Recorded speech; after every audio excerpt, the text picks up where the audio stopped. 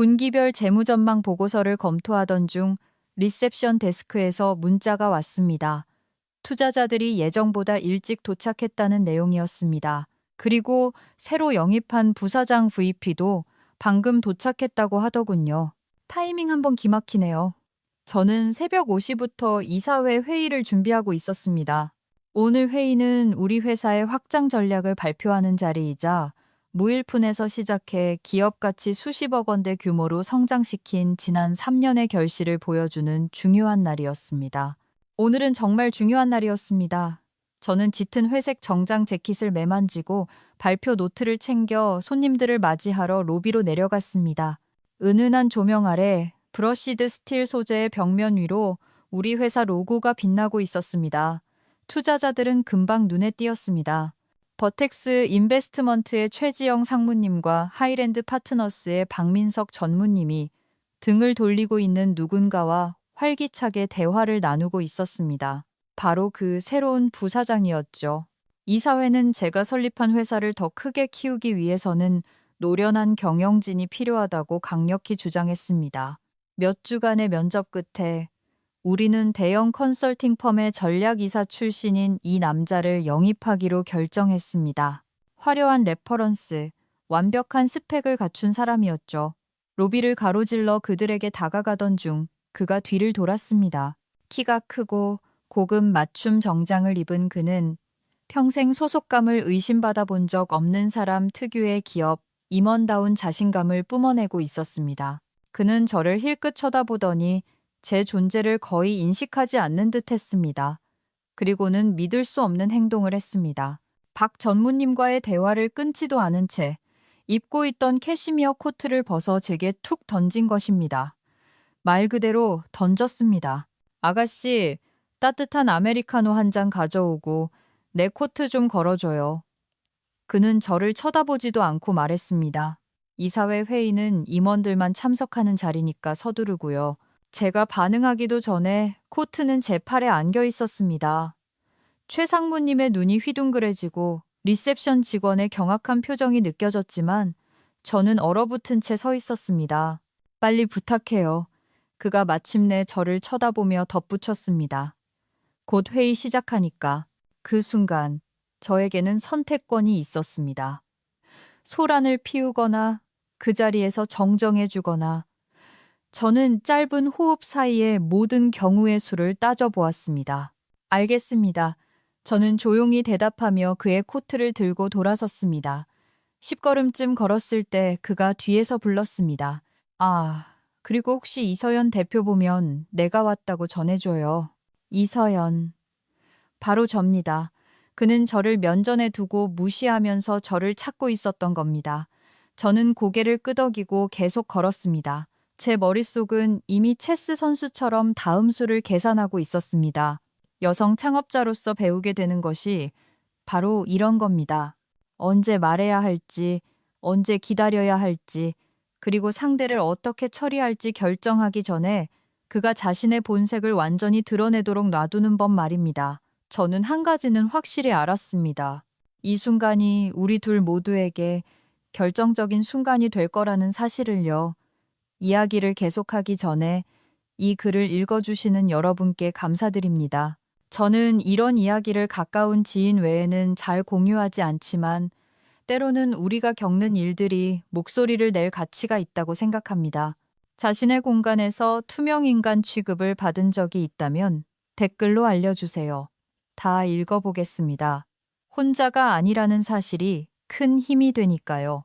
제 이름은 이서연이고 6개월 전까지만 해도 저는 4년 전 제 오피스텔에서 코딩해 만든 기업용 인텔리전스 플랫폼 엣지 애널리틱스의 모든 업무를 총괄했습니다. 대기업 IT 계열사에서 일할 때 임원들이 자신들의 운영 상황을 얼마나 제대로 파악하지 못하고 있는지 목격하고 이 아이디어를 떠올렸습니다. 제 플랫폼은 생산성 병목 현상, 리소스 할당, 팀 역학 관계에 대한 실시간 인사이트를 제공함으로써 그 문제를 해결했습니다. 우리는 빠르게, 너무나 빠르게 성장했습니다. 지난번 투자 라운드에서 이사회는 경험 있는 리더십이 필요하다고 고집했습니다. 규모를 확장해 본 경험이 있는 사람이어야 한다고요. 처음에는 반대했습니다. 이건 제 회사고 제 비전이었으니까요. 하지만 그들은 어른의 감독을 영입하는 조건으로 자금 지원을 하겠다고 했습니다. 그 표현만 생각하면 아직도 이가 갈립니다. 12명의 후보를 인터뷰한 끝에 저는 마지못해 김도훈을 선택했습니다. 세련되고 언변이 좋으며 투자자들이 선호하는 학벌을 갖춘 사람이었죠. 서울대 경영학과 보스턴 컨설팅 그룹 출신, 서류상으로 2번의 성공적인 엑시트 경험, 완벽해 보였습니다. 레퍼런스 체크도 통과했습니다. 다만 전 직장 동료 한 명이 경고가 될 수도 있었을 말을 했습니다. 성과는 확실히 냅니다. 하지만 자기보다 직급이 낮은 사람들을 어떻게 대하는지 잘 지켜보세요. 저는 그 말을 무시했습니다. 레퍼런스 체크에는 을의 사적인 감정이 섞일 수 있다고 생각했으니까요. 그의 첫 이틀은 인사와 온보딩으로 정신없이 지나갔습니다. 이번 이사회 회의가 그의 공식적인 첫 등장이었는데 그는 정말 대단한 첫인상을 남겼습니다. 로비를 떠난 후 저는 탕비실로 가지 않았습니다. 제 대표실로 가서 그의 코트를 제 옷장에 걸어두고 제 비서실장이자 치프 오브 스태프인 강수진에게 문자를 보냈습니다. 5분 뒤 회의 시작. 기조연설 프레젠테이션 자료 회의실로 가져다 줘. 그리고 최 상무님께 문자를 보냈습니다. 조금 늦어질 것 같습니다. 다들 착석시켜주세요. 저는 분노를 사귀는데 정확히 3분의 시간을 주었습니다. 분노를 없애는 것이 아니라 정확하고 유용한 무언가로 정제하기 위해서였죠. 이런 분노는 판단을 흐리게 할 수도, 날카롭게 할 수도 있습니다. 저는 후자를 택했습니다. 제가 대회의실에 들어서자 대화 소리가 즉시 멈췄습니다. 마호가니 테이블 주변에는 김도훈 부사장을 포함해 8명이 앉아 있었고 그는 자신의 컨설팅 성공담을 늘어놓던 중이었습니다. 늦어서 죄송합니다. 저는 테이블 상석에 앉으며 말했습니다. 수진이가 제게 프레젠테이션 리모컨을 건네주자 김도훈의 표정이 혼란스러움에서 끔찍한 깨달음으로 바뀌더군요. 시작하기 전에 저는 부드럽게 말을 이었습니다. 인사가 필요할 것 같군요. 저는 창업자이자 CEO인 이서연입니다. 그리고 당신이 김도훈 부사장님이시겠군요. 운영 총괄을 맡으셨죠. 그의 얼굴에 스친 표정. 그 깨달음의 순간은 로비에서 겪은 수모를 보상받기에 충분했습니다. 아까 저를 찾으셨던 것 같은데 저는 그가 눈을 피할 때까지 시선을 고정하며 덧붙였습니다. 그래도 그는 꽤 빨리 태세를 정비했습니다. 오해가 있었군요. 그가 억지 웃음을 지으며 말했습니다. 사과드립니다. 회의는 진행되었습니다. 저는 확장 전략에 대한 프레젠테이션을 발표하고 질문에 답하고 필요한 승인을 받아냈습니다. 마치 아무 일도 없었던 것처럼 전문적이고 집중력 있게 말이죠. 하지만 그 방에 있는 모두는 처음 30초 만에 서열 관계가 정리되었다는 것을 알고 있었습니다. 회의가 끝난 후 김도훈은 손을 내밀며 제게 다가왔습니다. 대표님, 아까 일은 진심으로 사과드립니다. 제가 잘못된 추측을 했습니다. 저는 그의 손을 단호하게 잡았습니다. 네, 그러셨죠. 부사장님 코트는 제 사무실에 있습니다. 정말 송구스럽습니다. 다시는 이런 일 없을 겁니다. 당연히 없어야죠. 제가 대답했습니다.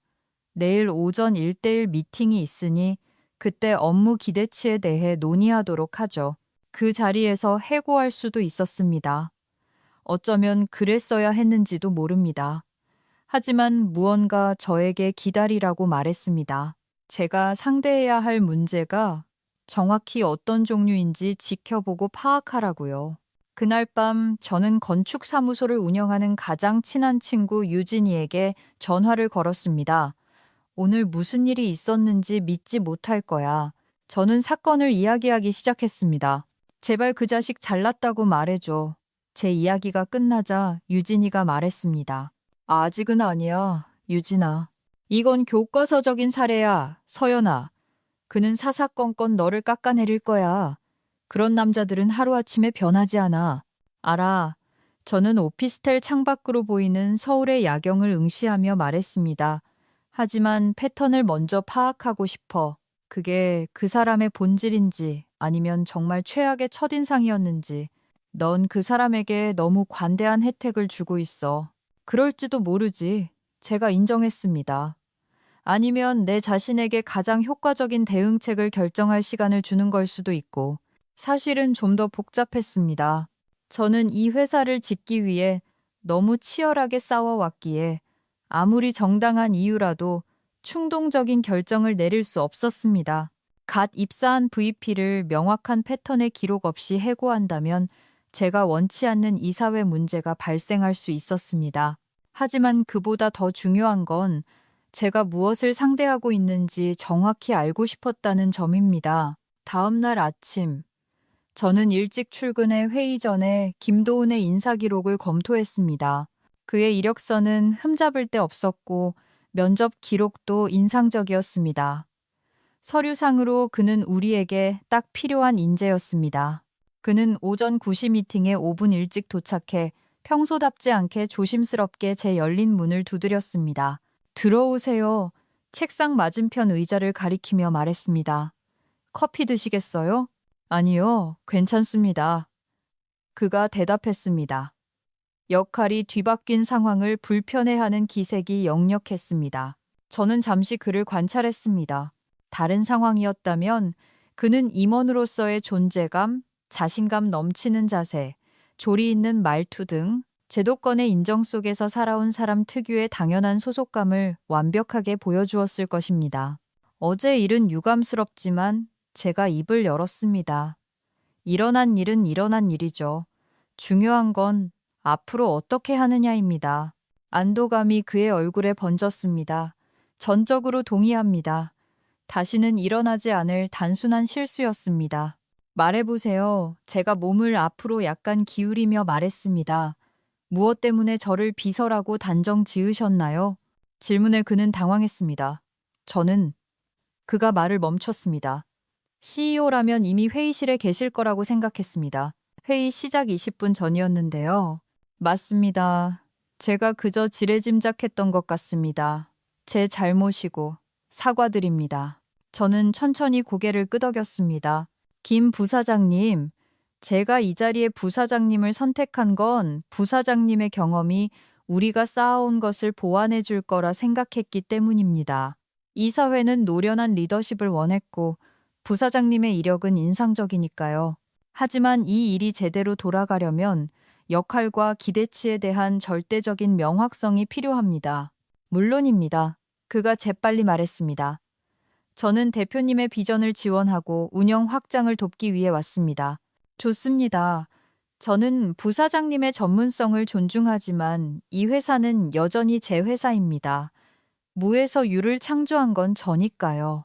핵심 코드 한 줄 한 줄, 초기의 모든 고객 관계, 우리 문화의 모든 측면이 저와 제가 모은 팀에서 나왔습니다.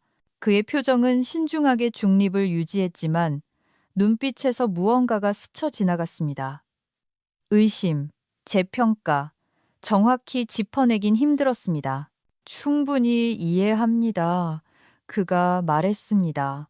그 후 1시간 동안 우리는 그의 온보딩 계획, 책임, 그리고 당면 과제에 대해 논의했습니다. 그는 적극적이었고 이미 파악한 운영상의 비효율성에 대해 사려 깊은 통찰력을 제시했습니다. 어제 일은 그저 운 나쁜 첫인상이었을까요? 그 후 2주 동안 답은 점점 명확해졌습니다. 아니었습니다. 첫 임원회의에서 그는 마케팅 최고 책임자인 레일라 이사가 마케팅 전략을 발표하는 동안 3번이나 말을 끊고 끼어들었습니다. 하지만 프로덕트 관리팀의 라이언 팀장이 말할 때는 경청했죠. 클라이언트와의 통화 중에 그는 기술적인 질문을 습관적으로 남성 팀원들에게 돌렸습니다. 그 질문에 대답할 자격이 가장 충분한 사람이 저였음에도 불구하고 말입니다. 특히 결정적인 순간은 잠재 투자자와 악수하기 위해 제 앞으로 나서서 자신을 주요 의사결정권자인 것처럼 위치시켰을 때였습니다.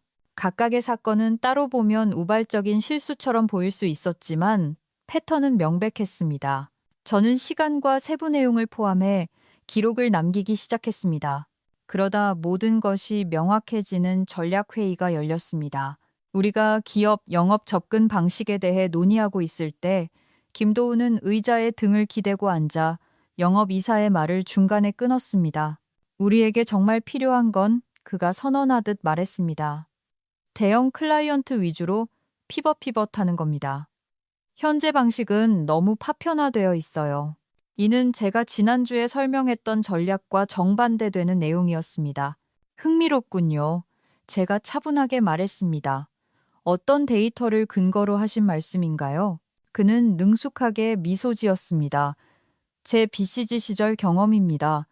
우리와 비슷한 단계의 회사들에서 이런 패턴을 반복적으로 봤습니다. 당신네 단계의 회사들 말이죠. 그는 자신이 회사의 일원이 아니라 위에서 관찰하는 사람인 양, 우리가 아닌 당신네라고 말할 뻔했습니다. 분석 자료를 보고 싶군요. 제가 말했습니다.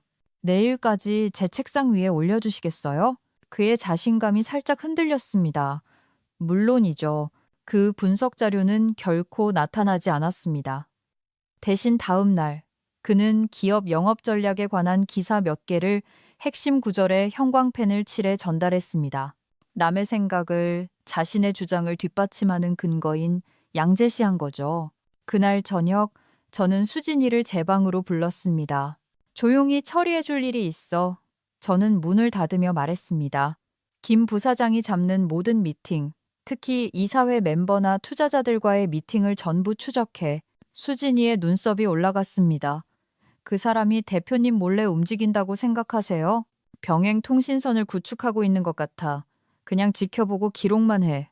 수진이는 창업 초기부터 저와 함께 해온 친구입니다.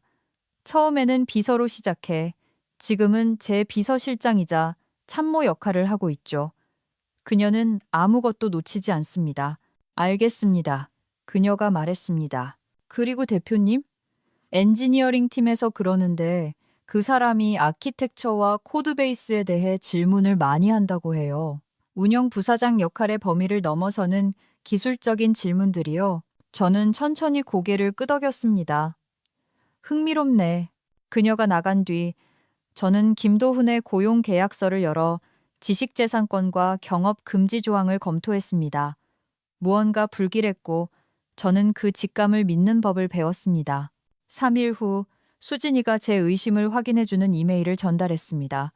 김도훈이 저에게 알리지 않고 하이랜드 파트너스의 박 전무님과 캐주얼한 점심 약속을 잡은 겁니다. 캘린더 초대장에는 엣지 애널리틱스의 전략적 옵션에 대한 사전 논의라고 적혀 있었습니다. 나 없이 내 회사의 전략적 옵션을 논의한다고요? 그날 밤 저는 거의 잠을 이루지 못하고 분노와 전략적 계산 사이를 오갔습니다. 아침이 되자 저는 그를 해고하는 것 이상의 계획을 세웠습니다. 해고는 너무 단순하고 뻔하니까요. 아니요. 제 회사를 보호하면서 동시에 잊지 못할 교훈을 줄 무언가가 필요했습니다. 저는 친구 유진이에게 문자를 보냈습니다. 상의할 게 있어. 오늘 저녁. 우리는 프라이버시가 보장되는 청담동의 조용한 룸 식당에서 만났습니다. 그 사람이 나한테 말도 없이 투자자들과 미팅을 잡고 있어 정갈하게 차려진 회한점을 집으며 제가 설명했습니다. 회사의 전략적 옵션을 제안하면서 말이야. 유진이의 눈이 가늘어졌습니다. 무슨 옵션? 매각? 너를 교체하는 거? 아직 모르겠어. 하지만 우리 독자 알고리즘에 유난히 관심이 많다는 건 알아. 운영과는 아무 상관없는 구현 세부 사항을 엔지니어들에게 묻고 다닌대. 그건 마치 정보를 수집하는 것 같은데. 유진이가 젓가락을 내려놓았습니다. 경쟁사를 위해서거나 아니면 모종의 권력 다툼을 준비하는 거겠지. 너 당장 그 사람 해고해야 해. 명확한 근거 없이 해고하면 이사회가 내 리더십을 의심할 거야. 그는 모든 일에 대해 그럴듯한 핑계를 대며 빠져나갈 구멍을 만들어 놨어. 게다가 해고만으론 근본적인 문제가 해결되지 않아. 김도훈 같은 남자들은 아무런 대가도 치르지 않고 계속해서 실패해도 승진하니까. 저는 유진이에게 제 계획을 설명했습니다. 단순한 해고가 아닌 교육이었습니다. 그건 유진이가 적절한 단어를 찾으며 잠시 멈췄습니다. 우아하면서도 좀 무서운데 너무 과한가? 제가 물었습니다. 그녀는 천천히 고개를 저었습니다. 아니, 딱 적당해. 다음 날 아침, 저는 주 후반으로 김도훈과의 1대1 면담을 잡았습니다. 그리고 준비를 시작했습니다. 먼저 사내 변호사인 태사 변호사를 만나 내 의도를 드러내지 않고 우려사항을 설명했습니다. 기밀 유출이나 이해상충이 발견될 경우 우리의 옵션을 알고 싶어요. 위중함과 증거에 따라 다릅니다. 태사 변호사가 대답했습니다. 하지만 우리 임원 고용 계약서는 아주 강력합니다. 사내 보안 시스템에 녹음된 대화는 어떤가요? 법적 효력이 있나요? 그녀가 신중하게 저를 보았습니다. 통신비밀보호법상 당사자가 아닌 대화의 녹음은 불법입니다. 하지만 회사 내 보안 및 규정 준수 목적을 위해 고용계약서와 보안 서약서에 사내 CCTV 및 보안 시스템을 통한 모니터링 동의 조항이 포함되어 있습니다. 보안 목적의 증거로는 활용 가능합니다. 저는 고개를 끄덕였습니다. 좋아요. 다음으로 저는 창업 초기부터 함께한 엔지니어링 헤드인 정태우 이사와 따로 이야기했습니다. 좀 색다른 걸 해줬으면 해. 제가 말하며 김도훈이 시스템 아키텍처에 대해 질문하는 것에 대한 우려를 설명했습니다. 태우 이사는 의자에 등을 기대며 표정이 어두워졌습니다. 말씀하시니 생각나는데 질문들이 꽤 타겟팅되어 있었어요. 우리 독자적인 방식에 대해 아주 구체적이었죠. 샌드박스 환경을 하나 만들어줘. 제가 설명했습니다. 진짜처럼 보이지만 미묘하게 수정된 코드가 들어있는 버전으로 만약 그 코드가 다른 곳에서 발견되면 우리가 증거를 갖게 되는 거지. 워터마크를 씹는 거군요. 태우 이사가 말을 마쳤습니다. 특정 자격증명, 아이디로만 그 버전에 접근하게 설정할 수 있습니다. 완벽해. 이런 요소들을 갖춘 후 저는 각 임원들과 개별적으로 만나 그들의 경험을 조심스럽게 파악했습니다.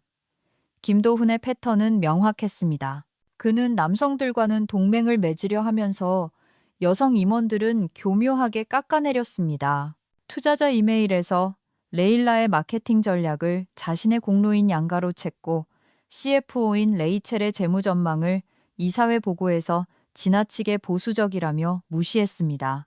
예정된 1대1 면담 시간이 되었을 때 저는 준비가 되어 있었습니다. 김도훈은 특유의 자신감 넘치는 모습으로 제 사무실에 들어와 맞은편 의자에 앉았습니다. 대표님, 그가 인사했습니다. 오늘 미팅을 기대했습니다. 우리 기업 영업 전략에 대해 흥미로운 아이디어가 있거든요. 그 얘기하기 전에 저는 서류 폴더 하나를 책상 위로 밀며 말했습니다. 이것부터 논의하죠. 그는 폴더를 열어 자신이 박 전무님과 다른 2명의 이사회 멤버에게 보낸 이메일 출력물을 발견했습니다.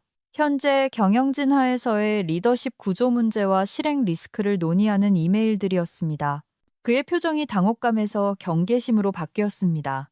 이건 제 회사의 리더십에 대해 구체적으로 의문을 제기하며 제 이사회 멤버들과 나눈 기밀 대화들이군요. 저는 차분한 목소리를 유지했습니다. 그분들이 저와 이걸 공유하지 않을 거라고 생각했나요? 그는 빠르게 태세를 수습했습니다. 대표님, 오해하셨습니다. 저는 그저 제 전문적인 평가를 제공했을 뿐입니다. 그게 저를 고용한 이유 아닙니까? 아니요, 김 부사장님. 저는 운영을 강화하라고 당신을 고용했지 투자자들 앞에서 제 입지를 약화시키라고 고용한 게 아닙니다. 그는 몸을 앞으로 숙이며 제가 설득의 화법이라고 인지하는 톤으로 목소리를 낮췄습니다. 보세요. 이 업계는 빠르게 변합니다. 이 사회는 이런 회사가 확장하려면 경험 있는 리더십이 필요하다는 걸 알기에 저를 데려온 겁니다. 저는 대표님이 성공할 수 있도록 포지셔닝을 도우려는 겁니다. 자신이 창업한 회사를 이끌기에 적합하지 않을 수 있다고 제안함으로써 저를 성공으로 이끈다라. 그가 멈칫하며 말을 고골랐습니다. 의사소통에 오류가 있는 것 같군요. 제 의도는 제 경험이 대표님을 보완할 수 있는 부분을 강조하려던 것이었습니다. 저는 그를 한참 동안 바라보았습니다. 재미있는 게 뭔지 아세요? 부사장님은 입사한 지 거의 한 달이 다 되어 가는데 제 배경이나 전문성에 대해 단 한 번도 물어본 적이 없어요. 이 자리를 수락하기 전에 저에 대해 조사해 보기는 했나요? 그는 불편한 듯 자세를 고쳐 앉았습니다. 물론이죠. 대표님의 창업 스토리는 인상적입니다. 제 창업 스토리요. 제가 반복했습니다. 제 기술적 배경이나 특허들이나 엣지를 창업하기 전에 오라클에서 5년 동안 개발팀을 이끌었던 경력이 아니라요. 그의 침묵이 대답이었습니다. 앞으로 이렇게 할 겁니다. 제가 말을 이었습니다. 실험을 하나 해보죠. 부사장님은 분명 제가 해결하지 못하는 리더십의 공백이 있다고 믿는 것 같군요. 그럼 증명해 보세요. 다음 달 동안 매주 전략 보고서를 제출하세요. 측정 가능한 결과가 포함된 구체적이고 상세한 운영 개선안으로요. 합리적이군요. 그가 안도하며 말했습니다. 상황이 더 나빠지지 않아서 다행이라는 듯 했죠. 그건 충분히 제공할 수 있습니다. 그리고 하나 더. 팀과의 통합 방식을 재구성하겠습니다. 다음 주 월요일부터 각 부서에서 하루씩 풀타임으로 보내세요. 엔지니어링, 프로덕트, 마케팅, 영업, 고객 성공팀 CS까지 지시하거나 감독하는 게 아니라 관찰하고 우리가 실제로 어떻게 운영되는지 배우세요. 변경 사항을 제안하기 전에 말이죠. 그의 미소가 굳어졌습니다. 저는 이미 그 팀들과 미팅을 했습니다. 미팅은 이해가 아닙니다. 고객 성공팀부터 시작해서 상담 티켓을 처리하고 문제 해결 통화에 참여하세요. 그 다음엔 영업팀에서 실제 콜을 돌리고 그 다음엔 엔지니어링입니다. 대표님, 외람된 말씀이지만 그건 제 경험을 효율적으로 사용하는 게 아닙니다. 저는 임원급 리더십을 발휘하라고 고용된 것이지 일선 업무를 하라고 온 게 아닙니다. 이해하지 못하는 걸 어떻게 이끌 수 있습니까? 제가 간단히 물었습니다. 이건 처벌이 아닙니다, 부사장님. 기회입니다. 이 회사가 밑바닥부터 실제로 어떻게 돌아가는지 배우세요. 그러면 부사장님의 전략적 재원이 진짜 가치를 갖게 될 겁니다. 저는 그가 계산하는 것을 볼 수 있었습니다. 거부하고 자리를 잃을 위험을 감수할지 아니면 그가 자신보다 수준이 낮다고 여기는 일을 감내하고 따를지. 알겠습니다. 그가 마침내 말했습니다. 신뢰를 쌓기 위해 필요한 일이라면 하겠습니다. 좋습니다. 수진이가 스케줄을 보내줄 겁니다. 한 달 뒤에 다시 만나 진척 상황을 평가하죠. 그가 나간 뒤 저는 책상에 남아 우리의 대화를 되새겼습니다. 그의 주저함이 모든 것을 말해주었습니다. 그는 회사를 이해하고 싶은 게 아니었습니다. 통제하고 싶었던 거죠. 다음 날 아침. 일찍 출근하니 마케팅 이사 레일라가 제 사무실 밖에서 기다리고 있었습니다. 드릴 말씀이 있어요. 그녀가 저를 따라 들어오며 말했습니다. 어젯밤에 김 부사장이 전화해서 우리 대화에 대해 묻더라고요. 저는 인상을 찌푸렸습니다. 무슨 대화요? 우린 대화한 적 없잖아요. 대표님이 제 마케팅 전략에 대해 우려를 표했고 제 입장을 듣고 싶다면서 넌지시 떠보더라고요. 이간질 하려는 게 보였어요. 제 의심은 확신으로 굳어졌습니다. 말해줘서 고마워요, 레일라. 대표님, 그 사람 진짜 목적이 뭐예요? 저는 얼마나 공유해야 할지 고민했습니다. 레일라는 2년 동안 저와 함께 했습니다. 충성스럽고 똑똑하고 우리 성장에 필수적인 존재죠. 내 생각엔 제가 신중하게 말했습니다. 김 부사장은 이곳에서의 자신의 역할에 대해 어떤 기대를 하고 들어온 것 같아요. 현실과는 맞지 않는 기대요. 본인이 회사를 운영하게 될 거라고 생각했다는 뜻인가요? 그녀가 해석했습니다. 비슷해요. 그녀가 몸을 앞으로 기울였습니다. 팀은 100% 대표님 편이에요.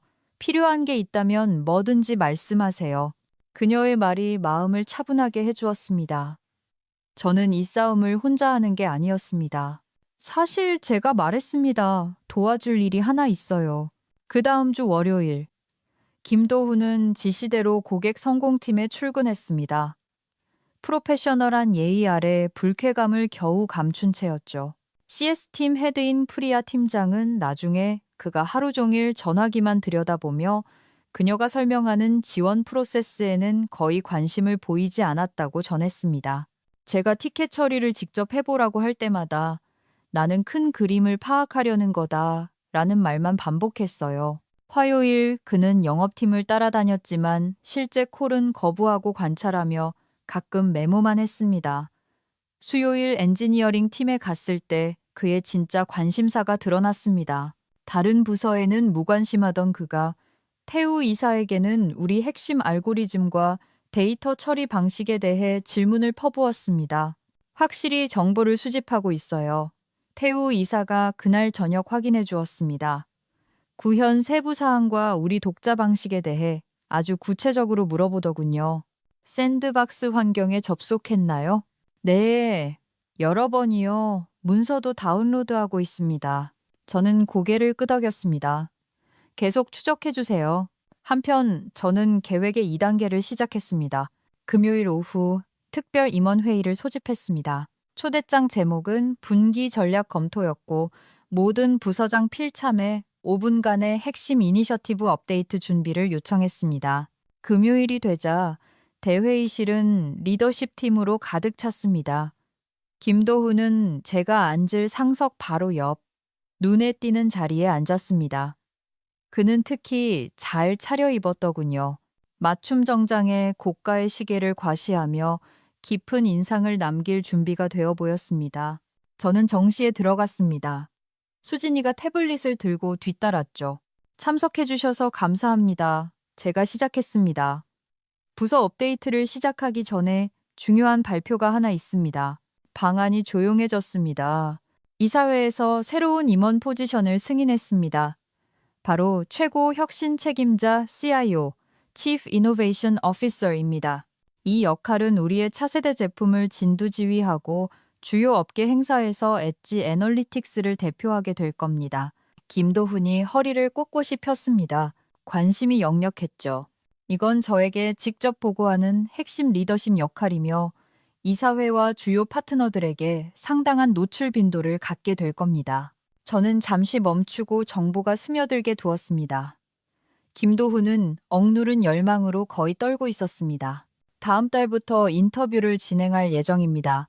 이상적인 후보자는 우리 기술과 문화, 그리고 무엇보다 우리 사람들에 대한 깊은 이해를 갖춰야 합니다. 저는 김도훈과 눈을 마주쳤습니다. 내부 후보자들도 여럿 고려될 겁니다. 메시지는 분명했습니다. 이것이 미끼였습니다. 그가 갈망하던 바로 그 가시성과 영향력을 갖춘 명예로운 자리. 자, 제가 이었습니다. 업데이트를 시작하죠. 레일라 이사님, 마케팅부터 시작해 주시겠어요? 회의가 진행되는 동안 저는 김도훈을 주의 깊게 지켜봤습니다. 그는 이제 완전히 몰입하여 사려 깊은 질문을 하고 진정으로 유용한 통찰력을 제공하고 있었습니다. 승진의 가능성이 사람의 행동을 이렇게 바꿀 수 있다는 게 놀라웠습니다. 회의 후 그가 제게 다가왔습니다. 대표님, 그 새로운 포지션 정말 매력적이더군요. 시간 되실 때 더 논의하고 싶습니다. 물론이죠. 제가 대답했습니다. 사실 다음 주 1대1 면담 때 이야기하는 건 어떨까요? 부사장님의 생각을 들어보고 싶군요. 그의 미소는 이번엔 진심이었습니다. 감사합니다. 이미 구상 중인 아이디어가 몇 개 있습니다. 그가 걸어가자 수진이가 제게 의미심장한 눈빛을 보냈습니다. 미끼를 물었나요? 그녀가 작게 중얼거렸습니다. 깊게 물었어. 제가 조용히 확인했습니다. 이제 낚아올릴 차례야. 다음 주 1대1 면담은 이전 미팅들과는 확연히 달랐습니다. 김도훈은 시장 분석과 경쟁 차별화 전략이 포함된 혁신 로드맵이라는 제목의 세련된 프레젠테이션 자료를 들고 왔습니다. 초안을 좀 작성해 봤습니다. 그가 노트북을 열며 말했습니다. 그 후 30분 동안 그는 CIO 역할에 대한 자신의 비전을 설명했습니다. 어떤 아이디어는 정말 통찰력 있었습니다. 재능 없이 그 자리까지 오른 건 아니었으니까요. 하지만 어떤 것들은 우리 제품의 핵심 강점에 대한 근본적인 오해를 드러냈습니다. 철저하군요. 그가 마쳤을 때 제가 말했습니다. 고민을 많이 하신 게 보입니다. 그의 미소는 따뜻하고 자신감 넘쳤습니다. 저는 제가 이 역할의 적임자라고 믿습니다, 대표님. 전략 컨설팅 배경 덕분에 시장을 보는 관점이 있고 지난 한 달간 이곳에서 운영에 대한 통찰력도 얻었으니까요. 그 점 말인데요. 제가 말했습니다. 부서 순환 근무는 어땠나요? 그의 열정이 약간 식었습니다. 교육적이었죠. 물론 앞으로 제 시간은 좀 더 전략적인 곳에 쓰이는 게 낫다고 생각합니다만 사실 그 과정의 연장선에 대해 논의하고 싶었습니다. 저는 책상 위로 서류철을 밀었습니다.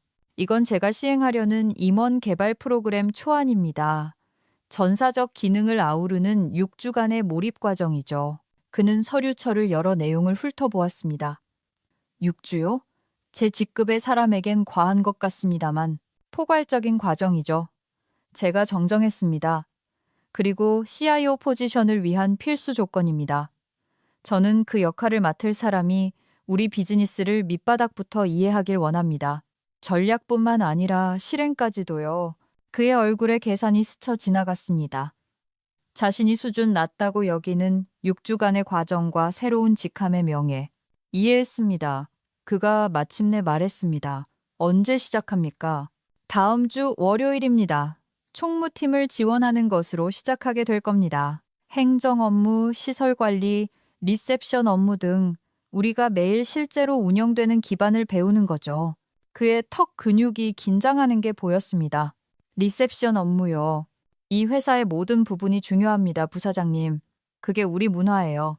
저도 추가 인력을 고용할 여력이 없던 첫 해에는 직접 리셉션 데스크를 봤습니다. 그는 뻣뻣하게 고개를 끄덕였습니다. 알겠습니다. 필요한 과정이라면 해야죠. 그가 제 사무실을 나갈 때 저는 그가 낚였다는 걸 알았습니다.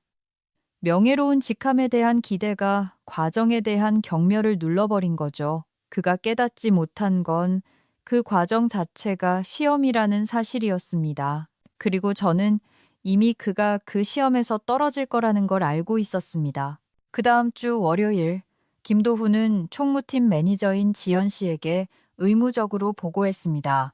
나중에 그녀가 말해주길 그는 첫날 내내 열심히 참여하는 척 하려고 뼈저리게 노력했지만 끊임없이 시계를 확인하고 사생활이 보장되어야 한다며 자리를 비우고 전화를 받았다고 합니다. 언제 진짜 업무로 돌아갈 수 있냐고 계속 물어봐요. 그녀가 보고했습니다. 마치 우리가 하는 일은 진짜 일이 아니라는 듯이요. 수요일이 되자 그의 가면은 금이 가기 시작했습니다. 수진이가 그가 박 전무님께 보낸 이메일을 전달했습니다. 운영 우선순위에 대한 기밀 논의를 요청하는 내용이었습니다.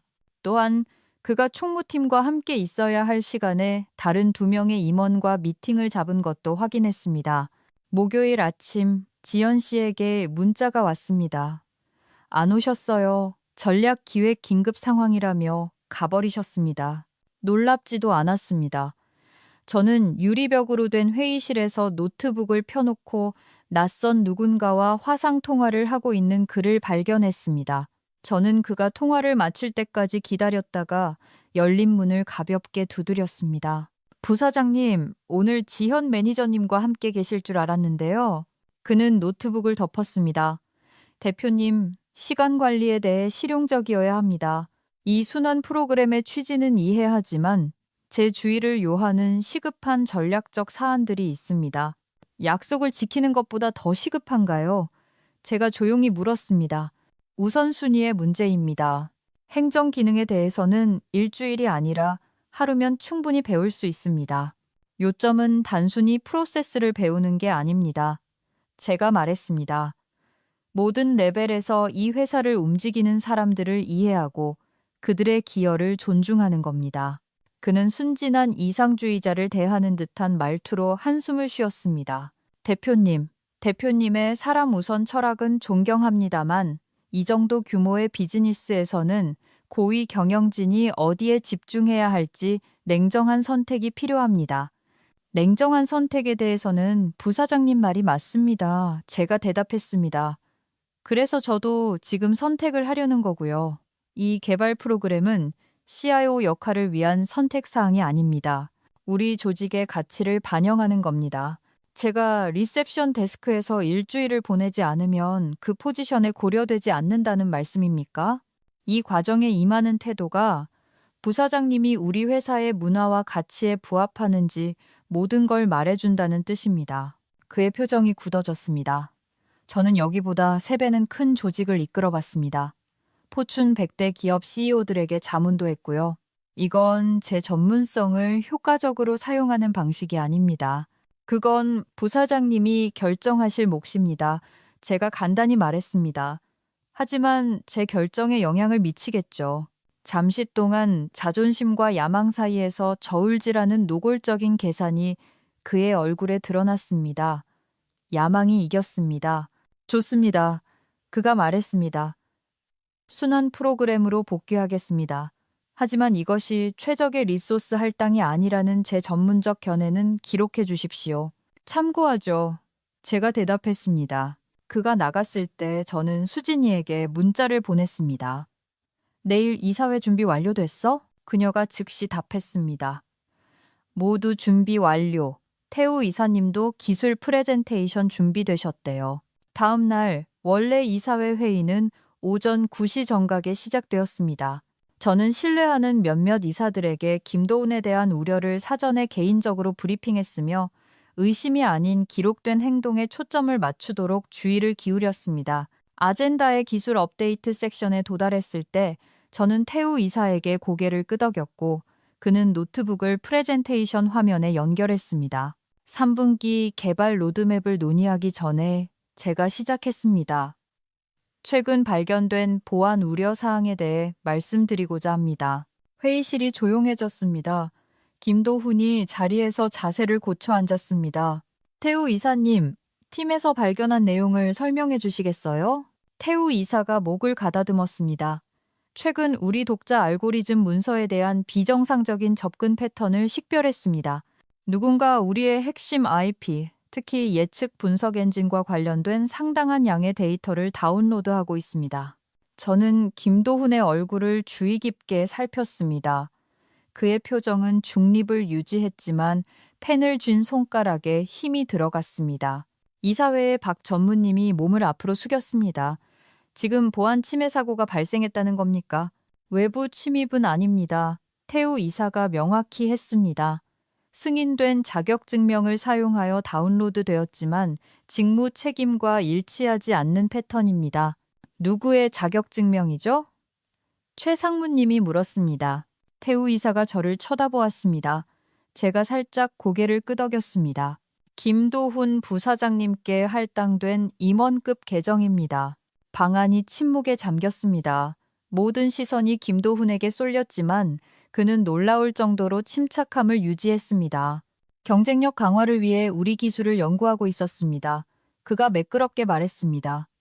대표님과 논의했듯이 혁신 로드맵을 위한 전략적 재원을 개발 중이었거든요. 이를 위해서는 현재 역량에 대한 기술적 이해가 필요했습니다. 20GB가 넘는 기술 문서를요? 태우 이사가 물었습니다.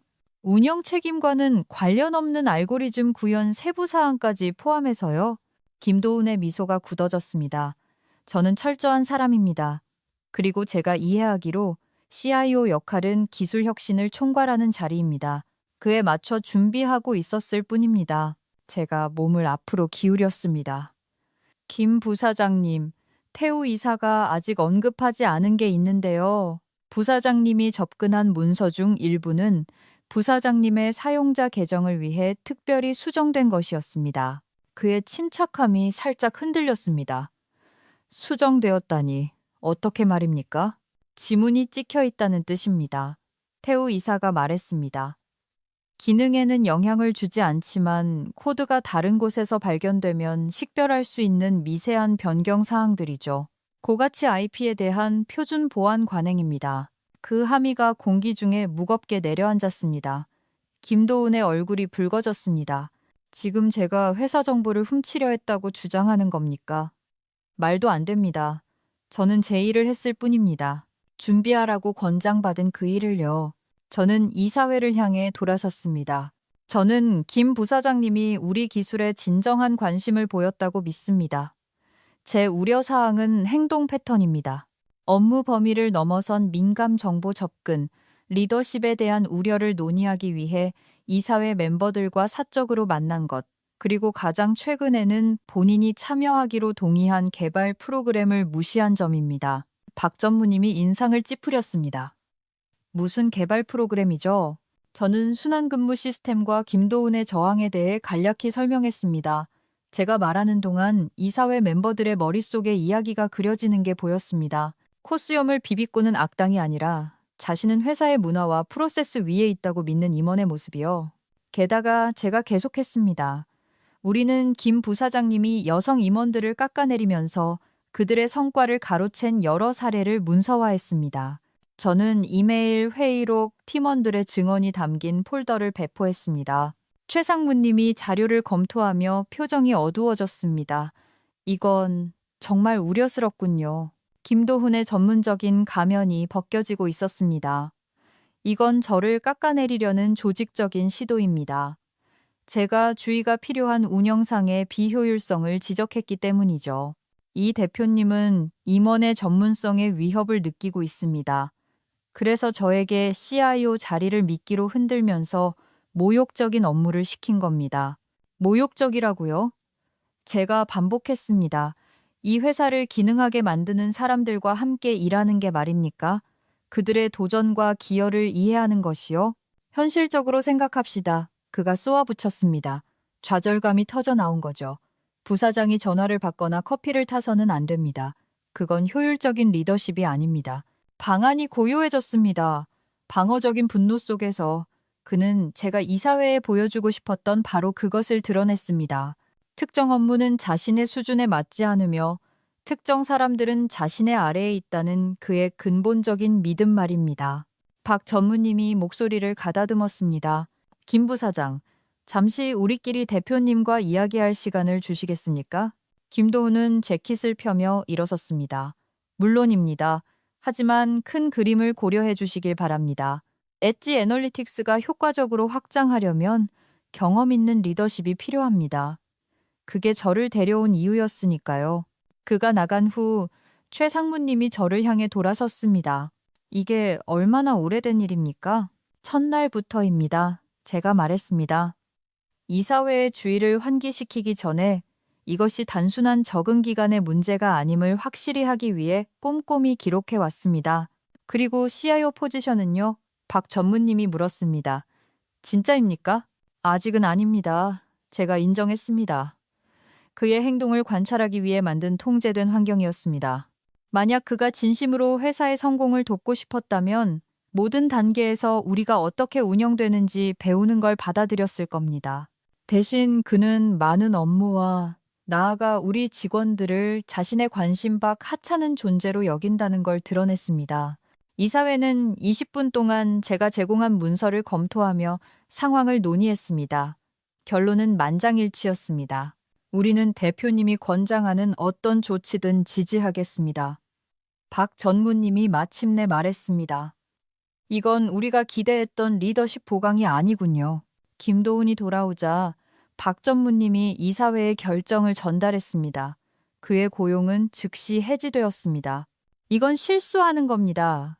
김도훈이 이사회 멤버들을 하나하나 쳐다보며 말했습니다. 경험 있는 리더십의 필요성을 인지해서 저를 데려온 거잖습니까? 정말 이 대표의 불안감 때문에 이 계획을 망치실 겁니까? 최 상무님의 목소리는 차가웠습니다. 우리는 회사의 운영을 강화하려고 당신을 불렀지 창업자를 깎아내리거나 회사의 문화를 폄하하라고 부른 게 아닙니다. 당신의 행동은 엣지 애널리틱스가 추구하는 가치와 근본적으로 맞지 않음을 보여주었습니다. 김도훈이 보안팀장의 안내를 받아 짐을 챙길 때 저는 통쾌함보다는 어떤 결의를 느꼈습니다. 이건 복수가 아니었습니다. 우리가 만든 것, 그리고 저와 함께 그것을 만든 사람들을 보호하는 일이었습니다. 그날 저녁, 저는 늦게까지 남아 조용한 사무실을 걸었습니다. 리셉션 데스크에서 하루를 마무리하고 있는 지연 씨 앞에서 멈춰 섰습니다. 무슨 일 있었는지 들었어요. 그녀가 말했습니다. 팀원들 사이에서 이미 얘기가 돌고 있어요. 뭐라고 하던가요? 제가 물었습니다. 그녀가 웃었습니다. 대표님은 모든 걸 보고 계신다고요. 그리고 언제나 우리 뒤를 지켜주실 거라고요. 이 회사가 잘 돌아가는 건 모든 사람이 중요하기 때문이라고요. 그건 이념이 아니에요. 우리가 성공하는 방식이죠. 제가 말했습니다. 어쨌든 감사합니다. 그리고 말이죠. 그 사람 전화 받는 건 정말 햄병이었어요. 계속 엉뚱한 부서로 돌려버리더라고요. 저는 웃음을 터뜨렸습니다. 왠지 그건 놀랍지 않네요. 제 사무실로 걸어가면서 내일 있을 전체 회의에서 김도훈의 퇴사를 어떻게 설명할지 생각했습니다. 이것으로 우리의 도전이 끝난 건 아니었습니다. 이사회는 여전히 경험 있는 리더십을 원했고 저는 적임자를 찾아야 했습니다. 하지만 적어도 이제 그들은 우리에게 진짜 필요한 리더십이 어떤 종류인지 이해하게 되었습니다. 제 휴대폰이 유진이의 문자로 진동했습니다. 소식 들었어. 괜찮아? 저는 답장을 쳤습니다. 괜찮은 정도가 아니야. 명료해. 자신의 입장을 고수할 때 오는 어떤 명료함이 있습니다. 분노나 복수가 아니라 중요한 것을 지키려는 단순한 방어에서 오는 명료함이죠. 제가 만든 회사가 완벽하지는 않았지만 그 기본 가치는 지킬 만한 가치가 있었습니다. 모든 사람의 기여가 중요하다는 믿음, 존중은 모든 방향으로 흘러야 한다는 것, 그리고 우리를 움직이게 하는 필수적인 업무 위에 군림하는 사람은 없다는 것. 결국 김도훈은 어떤 정교한 계략에 패배한 게 아니었습니다. 그는 가장 단순한 테스트에서 무너졌습니다. 자신이 수준 낮다고 여긴 업무에서 가치를 발견하려는 의지, 자신이 투명 인간이라 여겼던 사람들에게서 인간성을 알아보려는 의지의 부재로 말입니다. 그리고 어쩌면 그것이 가장 큰 교훈이었는지도 모릅니다. 직장 내 차별에 맞서 자신의 입장을 지킨 이 이야기가 흥미로웠다면 좋아요와 구독 부탁드립니다. 여러분이라면 이서연 대표의 상황에서 어떻게 하셨을지 궁금하네요. 로비에서 바로 김도훈과 맞서 싸우셨을까요? 아니면 다른 방식을 택하셨을까요? 여러분의 댓글은 언제나 이 이야기에 더 큰 의미를 더해줍니다.